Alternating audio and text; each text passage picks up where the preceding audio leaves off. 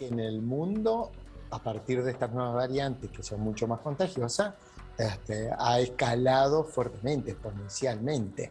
Pero depende de muchas cosas. Y si nosotros vamos a las regiones, es muy diferente lo que está viviendo el hemisferio norte y algunos países como Austria, Países Bajos, como Alemania, donde la deserción a la vacuna es muy alta. Ellos tienen un 30%, Rumania un 40% de la población sin vacunación porque rechazan la vacuna. Estamos hablando de países como Alemania, que tiene 85 millones de habitantes, y el 30% es la mitad de habitantes de nuestro país. Nosotros no tenemos esos inconvenientes. Entonces nosotros, si bien tenemos que ver y hacer el seguimiento epidemiológico, saber cuáles son las variantes, pero aparte de ver el número de casos que tenemos que ver qué impacto sanitario produce esto. Como ejemplo, así a grandes rasgos, yo le digo, si miramos en este momento que escalamos a 9.000 casos ayer, 9.300 y pico, pero nos vamos al año pasado cuando teníamos 9.000 casos, que también pasó alrededor de esta época del año.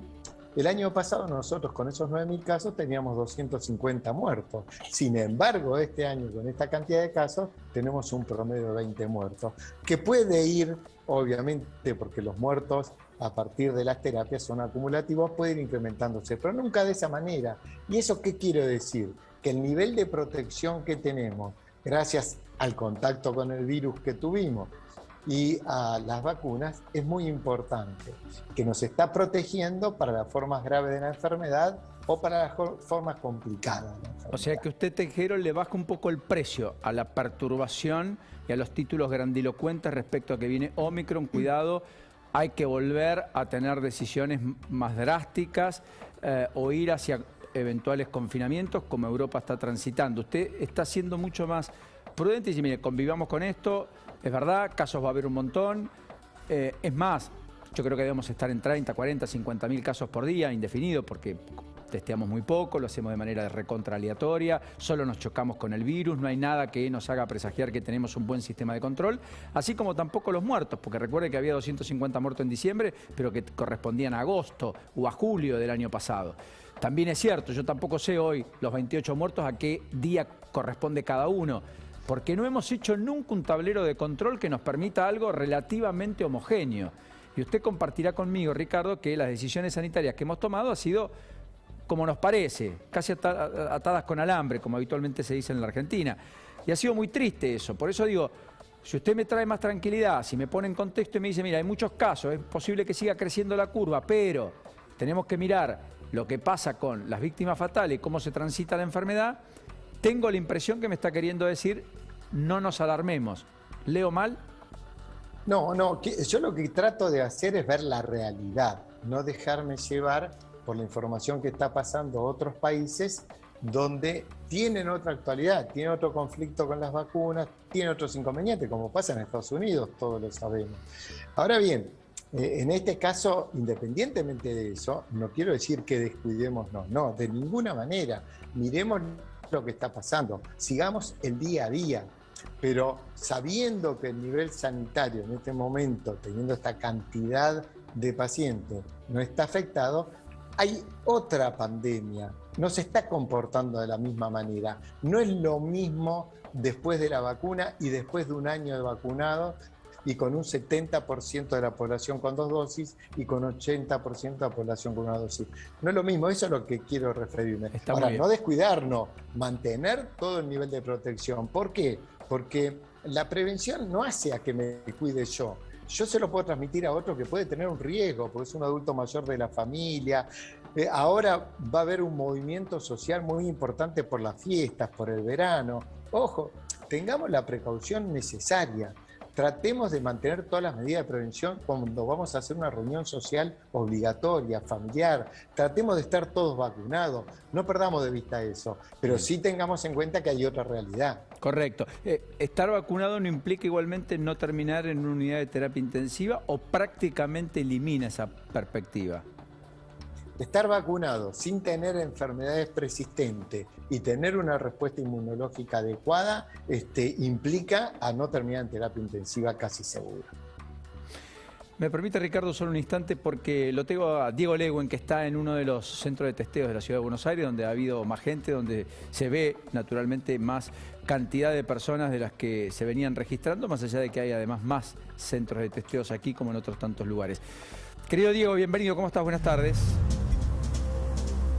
¿Qué tal, Paulino? Buenas tardes. Tal cual, las razones que vos acabás de nombrar tienen que ver, la razón por la cual aquí en la rural, donde estamos trabajando nosotros, se ha puesto un nuevo centro de testeo peatonal por la calle Sarmiento.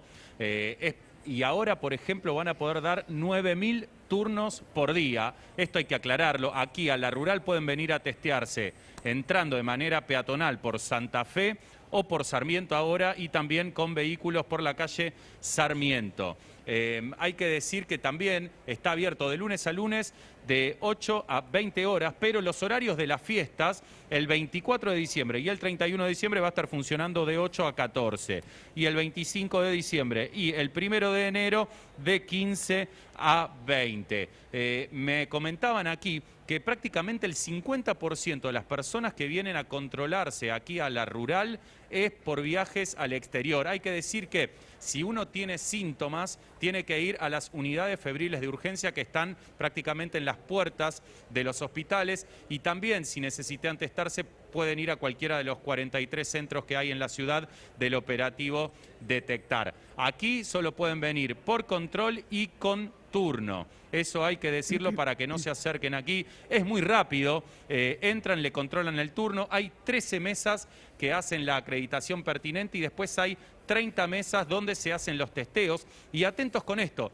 cuando uno ingresa a la acreditación con el turno correspondiente, puede pedir que le hagan el de antígenos o el PCR o ambos también. El de antígenos es muy rápido, tarda menos de 24 horas, y el PCR puede llegar a tardar entre 24 y 48 horas para tener el resultado. Lo que pasa es que para viajar a países como Estados Unidos hay que tenerlo 24 horas antes, o sea, no te sirve ese test, lo tenés que hacer en un sector privado. Podés, sí, a ver, capaz que te puede llegar el resultado. Acá no te son llega tiempos porque estimativos, obviamente. Si es entre 24 y 48, sí. Vas a las 8 de la mañana de un jueves, volás a las 5 de la mañana de un viernes, ese resultado lo vas a tener en el mejor de los casos a las 8 de la mañana, pero ya el vuelo partió. No. Sí, eso depende exactamente, depende también de la capacidad de los hospitales. ¿Por qué? Sí, sí, totalmente, de donde se realizan los testeos. No, digo, de los hospitales donde se realizan, donde se analizan los PCR, digo, de acuerdo a la carga que haya también, pero cualquier testeo, pero sí, es posible que haya que ir a otro lugar. Cualquier testeo que se haga ahí hoy, vos me decís que el mínimo es 24 horas del tiempo de espera, ¿sí o no? Sí, sí, sí, totalmente. Bueno, entonces no hay posibilidad de ir a Estados Unidos haciéndose un testeo gratis, hay que ir y pagarlo, cuesta 7, 8, 9 mil pesos, no sé cuánto. Para ir a Uruguay creo que cuesta $100 sí. Además, ¿no? Por otra parte, $100, decía alguien en la mesa el otro día. Bueno, Diego, nos quedamos ahí expectantes. Si me recoges alguna de las opiniones en un minuto, en un ratito vuelvo con vos, ¿está bien? Por supuesto, Paulino. Un enorme abrazo, Diego. Bueno, Ricardo, 2 o 3 preguntas. La primera, ¿la reinfección dentro de la variante Omicron es un elemento fuerte? Bueno, estamos viendo pacientes que están teniendo reinfección. Estos pacientes ya tienen un nivel de protección adecuado, son pacientes sanos y realmente están cursando la evolución de Omicron en forma leve. No están teniendo gran enfermedad. Entonces, muy bien. Si me permiten un segundito con respecto a los testeos, una de las cosas que sí es llamativa, yo trabajo en un hospital municipal donde tenemos una unidad febril de urgencia y hoy realmente hay una cantidad de testeos que estamos aproximadamente entre 150 o 400 por día. Hace 20 días eran 30 por día. Pero si uno recorre la fila, el promedio de edad de lo que están esperando, porque son contactos estrechos o tienen síntomas, es 20 años. Se corrió mucho la edad de los que tienen riesgo. ¿Por qué? Por las reuniones sociales. Eso no cabe ninguna duda. Es el grupo de riesgo, es el grupo que está teniendo muchas reuniones sociales y es el grupo que inclusive tiene quizás una sola dosis y no decidió darse la segunda dosis de vacuna. La última Hay que apelar a que esos grupos cumplan con el calendario de vacunación. Correcto. Ricardo, la última pregunta. Sobre los muertos que tenemos en la Argentina hoy, ¿cuántos del total de los que fallecieron tenían la vacuna? ¿Sabe? ¿Hay estadística fehaciente, comprobable al respecto? Sí, seguramente. Yo no tengo el dato Está preciso de cuántos tenían la vacuna, pero aparte de mirar cuántos tenían la vacuna, tenemos que ver si tenían la vacuna, qué edad tenían y qué otra enfermedad persistente tienen. No es lo mismo ser un paciente oncológico en tratamiento con vacuna y tener COVID. No es lo mismo. Hay que ver toda la plantilla. Está bien, Ricardo, pero cuando se contaban los muertos por COVID al comienzo de la pandemia, también muchos advertíamos que, bueno, eran muertos con COVID, no necesariamente por COVID, porque también había un organismo que estaba muy dañado, donde también se hubiera tal vez perdido la vida por alguna infección respiratoria cualquiera, una gripe muy fuerte que derivara en una pulmonía.